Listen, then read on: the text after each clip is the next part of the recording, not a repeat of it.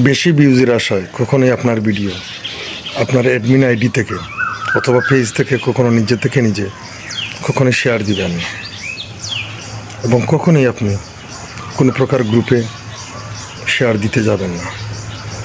আসলে যদি আপনি আপনার পেজ থেকে আইডি থেকে আপনার ভিডিওকে আপনি শেয়ার দেন অথবা গ্রুপে শেয়ার দেন, তাহলে কখনোই আপনার ভিডিও রিচ করবে না। আর যদি সেট আপ না পেয়ে থাকেন তাহলে কখনোই আপনি সেট আপ পাবেন না। আসলে ফেসবুকের কখনো এই ধরনের কড়াকড়ি বার্তাও চলে আসে।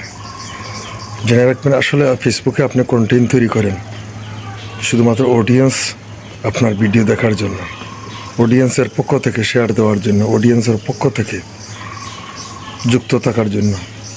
ভিডিও দেখে অডিয়েন্স কমেন্ট করবে। এখানে আপনি যদি নিজে থেকে নিজে কিছু করেন তাহলে অবশ্যই সেটা ফেসবুকের রোবট ধরে ফেলবে। এমনটা কখনোই করতে যাবেন না। যারাই আসলে কিছুদিন পূর্বে পর্যন্ত এ সমস্ত কাজ করেছে, ফেসবুকে নিজে থেকে নিজে গিয়ে এগুলো করার চেষ্টা করেছে, আসলে তাদের অনেক সমস্যা হয়েছে, পেজে অনেক সমস্যা হয়েছে এবং পেজটি একেবারে ডাউন হয়ে গিয়েছে, এবং তারা অনেকেই এখন কিন্তু আসলে কোনো প্রকার সেট আপ পাচ্ছে না। অনলাইন জগতে আসলে সেটা একটা বিশাল ব্যাপার হয়ে দাঁড়িয়েছে। আসলে আপনি এখানে সেখানে কন্টেন্ট তৈরি করবেন, মানুষ শিক্ষণীয় কিছু বুঝবে, কিছু জানবে, অবশ্যই আপনার ভিডিওতে লাইক কমেন্ট শেয়ার করবে।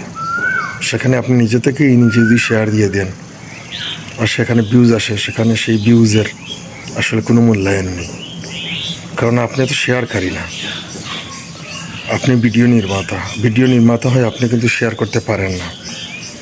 তাই অবশ্যই মাথায় রাখবেন, আপনারা যারা কন্টেন্ট তৈরি করছেন কোনো অবস্থাতেই নিজের অ্যাডমিন আইডি থেকে নিজের পেজ থেকে কখনো আসলে ভিডিওটি শেয়ার দেওয়া, সেটা টেক্সট হোক, পিকচার হোক, আর রিলস হোক, আর লং ভিডিও হোক, কখনো শেয়ার দিতে যাবেন না, এবং কোনো অবস্থাতেই কোনো প্রকার গ্রুপের সাথে যুক্ত থাকবেন না। জেনে রাখবেন, আসলে আপনি আমি অনেকটা না বুঝলেও কিন্তু ফেসবুকের রোবটিং সিস্টেম মূলত সব কিছুই বুঝতে পারে। আসলে এত সহজ না কোনো কিছু। আপনি একটু দামা চাপা দিয়ে কোনো কাজ করবেন আর সেটা ফেসবুক ধরতে পারবে না, আসলে এমনটা কখনোই আশা করবেন না। ফেসবুকের রোবটিং সিস্টেম আসলে আপনি যতই একটু বুদ্ধি খাটিয়ে কাজ করেন না কেন, সেগুলো সব কিছু কিন্তু ফেসবুকের রোবট ধরতে পারবে। আর যদি ধরে ফেলে তাহলে কিন্তু আসলে রেহাই নেই, আপনি সেখানে সেই পেজে কখনোই কিছু করতে পারবেন না। এই জন্য জেনে শুনে বুঝে কাজ করবেন, এবং আপনি অনবরত কন্টেন্ট তৈরি করে আপলোড করে যান। একটা সময় যখন আসবে তখন এমনিতেই কিন্তু আপনি সবার কাছে পৌঁছে যাবেন।